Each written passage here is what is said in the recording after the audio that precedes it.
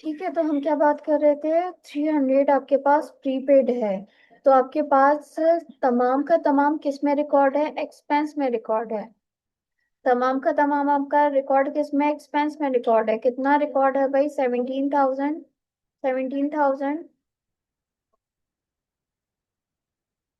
17,700 का एक्सपेंस हमारा 300 से ज्यादा है, तो एक्सपेंस को क्या करोगे? कम करोगे। क्यों कम करेंगे? क्योंकि बाकी का 300 का जो डिफरेंस आ रहा है वो किस चीज का है आपके पास? प्रीपेड का। प्रीपेड यहाँ बढ़ रहा है। प्रीपेड जब भी इंक्रीज होता है तो डेबिट पे रिकॉर्ड होगा, और एक्सपेंस जब भी डिक्रीज होगा तो कहाँ जाएगा भाई? क्रेडिट साइड पे। ठीक है, अदर एक्सपेंसेस क्या हो जाएंगे? क्रेडिट। कितने से? 300 से। ठीक है, लेजर बनाएंगे तो आपके पास एक्सपेंस के लिए क्या बनेगा? सेम इसी तरह से। डेबिट पे शो हो रहा था 17,700 का, क्रेडिट करेंगे तो आपके पास आगे बैलेंस कितना जाना चाहिए? 17,000। और ये सात में से तीन 400। माइनस हुए 400। ठीक है, तो ये भाई ये क्लियर हुआ? जी। ठीक है, अब ये देखो, ये आपको कैसे पता चलेगा मैं हमारे पास एडजस्टमेंट में कैसे कैसे काम करना है?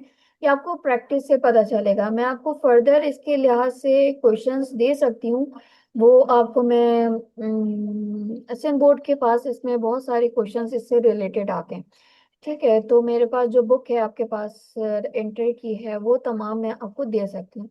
फॉर्मेट देखो, आपने यही रखना है। वहाँ फॉर्मेट क्या होता है? नेट से उसमें आपके पास निकालने का तरीका जो मैंने आपको प्रीवियसली बताया था। यहाँ इन्होंने क्या करा था? इसको ऑपरेटिंग में से माइनस करा था।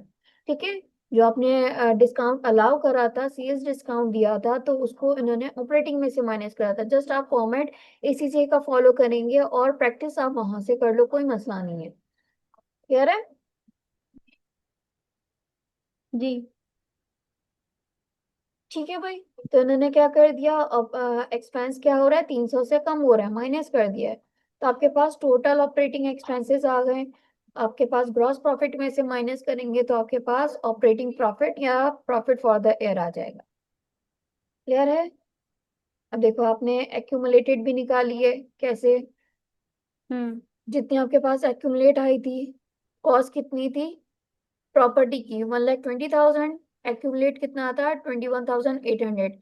कैरिंग अमाउंट या आपके पास बुक वैल्यू कितनी आ रही है? 98,200। अच्छा, इक्विपमेंट कितने का था? 80,000 का। 48,500 आपने एक्यूमुलेटेड माइनस करा तो आपके पास कैरिंग अमाउंट कितनी आई? 31,500। टोटल आपके पास नॉन करंट एसेट 1,29,700। ये क्लियर हुआ होगा? अच्छा, एंडिंग इन्वेंट्री उन्होंने बताई भी होगी। Trade receivers net of allowance निकाला था आपने। अलाउंस माइनस कर दिया था, आपके पास कितना आ गया? 37,240। प्री पेमेंट्स आपके पास अभी हमने देखी क्या हो रही है?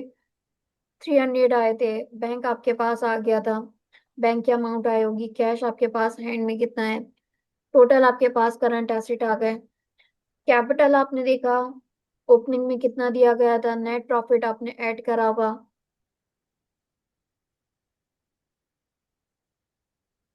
नेट प्रॉफिट आपने निकाला था। ठीक है, 46,760। तो आपने इसको क्या कर दिया? ऐड कर दिया। टोटल आपके पास आ गया। ड्राइंग्स है तो माइनस कर देंगे। आपके पास कैपिटल एट एंड आ गया। नॉन करंट लाइबिलिटीज आपके पास कितनी दी गई है भाई? 30। इसमें ट्रेड पेबल्स एक्रूअल्स आपने देखे थे। एक्रूअल जो एक्सपेंसेस आपको दिए गए थे 800 के, आपको एंड में बताए गए थे। ठीक है, सेम वही चीज है।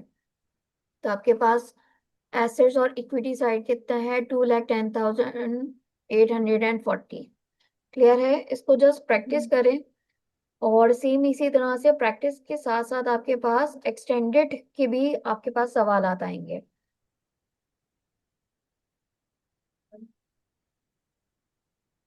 ठीक है, सवालों में आप जब करोगे तो आपके पास डेबिट और क्रेडिट में वही चीजें statement of profit and loss में लिखी जाएंगी जो आपके पास statement of profit and loss में आ रही होती है। यानी आपके पास रेवेन्यू आता है, उसमें से तमाम आप कॉस्ट और एक्सपेंसेस माइनस कर लेते हैं।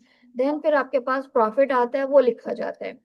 सेम इसी तरह से आप स्टेटमेंट ऑफ फाइनेंशियल पोजीशन में क्या लोगे, एसेट्स लोगे, आपके पास लाइबिलिटीज और कैपिटल लेंगे। और डेबिट और क्रेडिट तब भी इक्वल आएगा, कुछ अलग नहीं आएगा। हम्म। सेम इसी तरह से आप प्रैक्टिस करेंगे तो आपको ये सारी चीजें आ जाएंगी। ठीक है, मैं आपको इससे रिलेटेड और फर्दर क्वेश्चंस दे दूंगी। अच्छा, उसमें आपको समझ में आ जाएगा, ज्यादा आपकी प्रैक्टिस हो जाएगी, वहां पे मैं आपको नोट भी डिलीवर कर दूंगी कि किस तरह से आपने ब्रेक डाउन करना है। ब्रेक डाउन करके करेंगे आपके लिए जरा आसान हो जाएगा इसको एडजस्टमेंट करना। एडजस्टमेंट आपने समझ ली है तो आपके पास स्टेटमेंट्स बनाना कुछ बड़ी बात नहीं होती। एक्सटेंडेड ट्रायल बैलेंस और फिर आपके पास जो ये पूरा एक्सटेंडेड आपके पास आ रहेगा टॉपिक, ये इजी हो जाता है। क्लियर है यहाँ तक? जी मिस।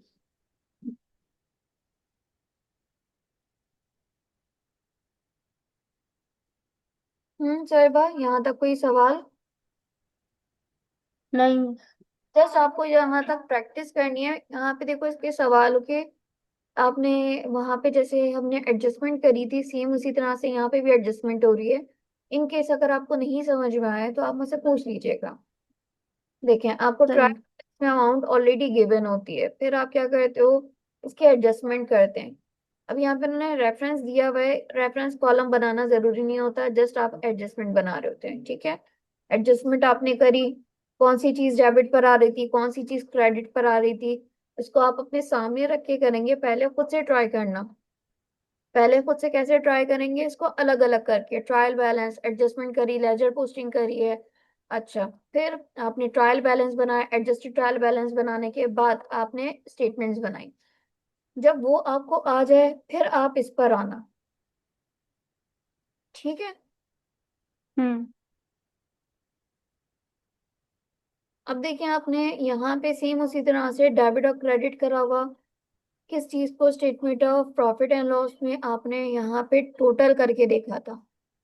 टोटल करने के बाद आपके पास जस्ट एक यहाँ पे चीज आएगी क्या, सब टोटल करने के बाद जो प्रॉफिट आएगा या लॉस आएगा आपको कैसे पता चलेगा। देखो यहाँ पे डिफरेंस आएगा जरूर, क्यों, क्योंकि हमने उस टाइम पे इसमें प्रॉफिट ऐड नहीं करा होगा। अब आपके पास क्रेडिट साइड, क्योंकि आपके पास क्रेडिट साइड पे तमाम कौन सी चीज आएंगी भाई, आपके पास रेवेन्यू आएगा। ठीक है, अगर तो क्रेडिट साइड हैवी आ रही है, हाँ बैलेंस आप शो करवाते हो उसका डेबिट साइड पे रखे, अगर तो क्रेडिट साइड हैवी आ रही है इसका मतलब है प्रॉफिट है। लेकिन अगर डेबिट साइड हैवी आ रही है, क्यों, क्यों आ सकती है, क्योंकि आपके पास एक्सपेंसेस अगर ज्यादा होंगे। अगर अगर डेबिट साइड आपकी हैवी आ रही होगी तो आप बैलेंस शो करवाते हो उसका क्रेडिट पे, तो वो आपका होगा लॉस। फॉर एग्जाम्पल यहाँ पे देखो, टोटल करोगे 4,70,000 का आप टोटल करो, उसमें ऐड करो 1,800 प्लस 2,100 प्लस 82,000। ठीक है, और इसमें 5 लाख, अच्छा इसमें टोटल करें तो आप मुझे बताएं कितना आ रहा है। इन चारों को टोटल करें, 4,70,000, 1,800, 2,100 और 82,000।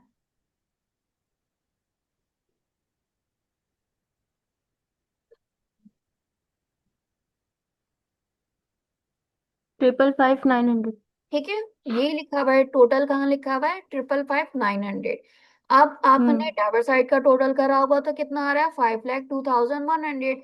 दोनों का डिफरेंस निकालो, कितना दिख रहा है, 53,800 का। हैवी साइड कौन सी है बेटा, हैवी साइड देख लेना, आपको दिख रहा है। हैवी साइड आपके पास क्रेडिट साइड है, हैवी साइड आपके पास कौन सी है, क्रेडिट साइड है। और Right. आपके पास लोअर साइड कौन सी है, 5,02,100। ठीक है, दोनों में डिफरेंस आपको दिख रहा है। हम्म। ठीक है, ये क्यों आ रहा है, क्योंकि आपके पास हैवी साइड जो आ रही है, डिफरेंस कितना आ रहा है, 53,800 का।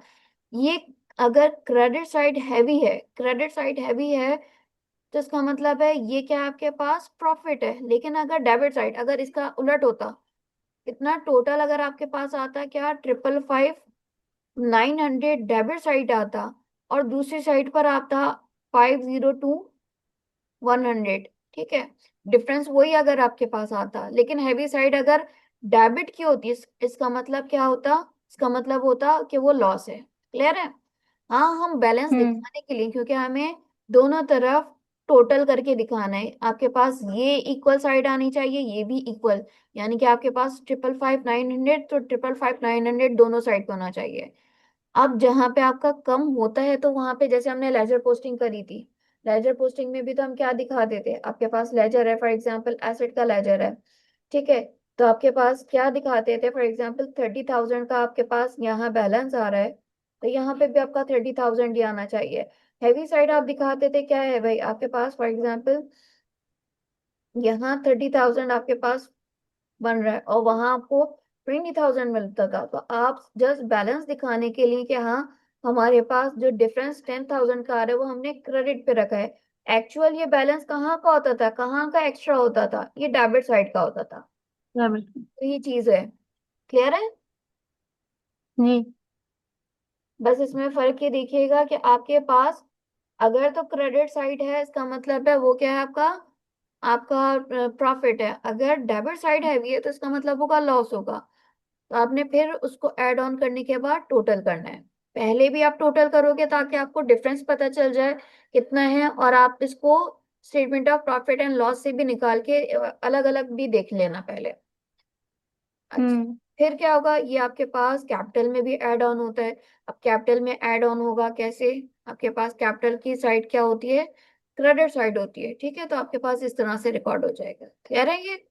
यहाँ पे भी आपने क्या करा जी। था, टोटल करा था, और क्रेडिट पे आपने जाके इसको ऐड ऑन करा। जितना आपके पास यहाँ टोटल आएगा, उतना ही आपके पास यहाँ पे भी टोटल आएगा। क्यों, क्योंकि प्रॉफिट है ना, प्रॉफिट आपके पास कहाँ जाएगा, कैपिटल साइड पे, और सेम होना चाहिए, ठीक है। जी। इसको आप करेंगे तो आपको आ जाएगा, और इसमें ऐसी कोई चीज नहीं है जो आपको क्लियर ना हो, समझ में ना आए।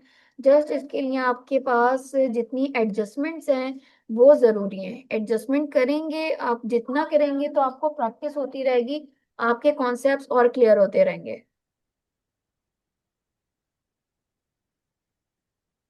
ठीक है। आई होप यहाँ हम्म। तक कि आपको दो चैप्टर्स कंप्लीट हो गए होंगे। आपके पास तमाम इसकी क्वेरीज भी जितनी भी होंगी, वो आपको अब नहीं रही होंगी कि आपके पास स्टेटमेंट्स में और एक्सटेंडेड ट्रायल बैलेंस का जो कॉन्सेप्ट है वो, उसमें क्या डिफरेंस है, इसको कैसे करना है। तो इसमें आप जितनी प्रैक्टिस करो, आपके पास वीकेंड आ रहा है, वीकेंड में आप मल्टीपल क्वेश्चंस को अटेम्प्ट करो, जितनी प्रैक्टिस करोगे आपके लिए आसान होगा। यहाँ तक कोई सवाल, नहीं। ठीक है। आज की क्लास यहीं तक रखते हैं, फिर इंशाल्लाह नेक्स्ट क्लास में आपके पास बस दो चैप्टर्स रह गए, तो इंशाल्लाह नेक्स्ट वीक में आपके ये FA2 का जो कोर्स है आपका इंशाल्लाह कंप्लीट हो जाएगा। ऑनलाइन क्लास होगी? ऑनलाइन जरूरी नहीं है, आप फिजिकल आ जाना, क्योंकि इस बार आपका CBT था, तो CBT की वजह से ऑनलाइन क्लासेस रखी थी। अदरवाइज आपके ऊपर है, आप ऑनलाइन का बोल देंगे ऑनलाइन हो जाएगी, फिजिकल आना चाहो फिजिकल हो जाएगी। जस्ट हम CBT में ना सही। फिजिकल क्लासेस नहीं ले सकते, सही। ठीक है, क्योंकि क्लासेस अवेलेबल नहीं होती। यहाँ तक आई होप तमाम क्वेरीज आपकी क्लियर होंगी, जी। ठीक है। इंशाल्लाह फिर नेक्स्ट क्लास में मुलाकात होती है। इंशाल्लाह। अल्लाह हाफिज।